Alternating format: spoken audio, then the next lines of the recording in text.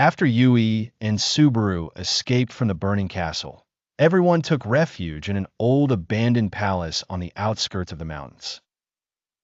Sho was seriously injured, and Rado and Reiji were still prisoners in Kaiser's grasp. While Ayato seemed quieter than usual, silent, as if he was hiding something.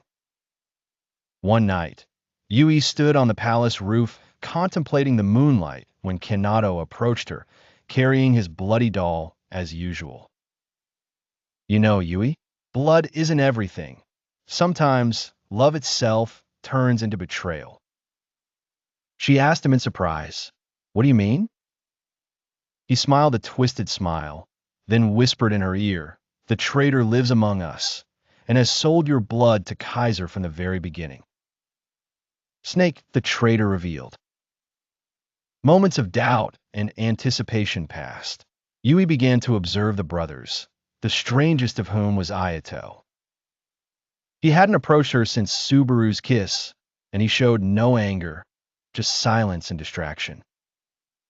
On a stormy evening, Yui found a note in an old room, written by Kaiser in his own handwriting, which said, "Thank you to whoever led us to your location.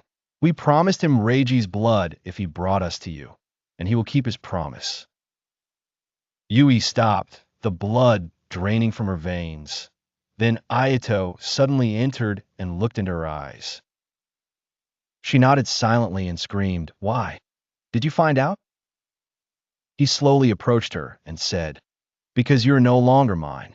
Since you touched Subaru, I no longer see you as the Yui I loved. I only want to see you kneel, weaken. I wish to see you bleed." In a moment of madness, Ayato attempted to sink his fangs into her neck.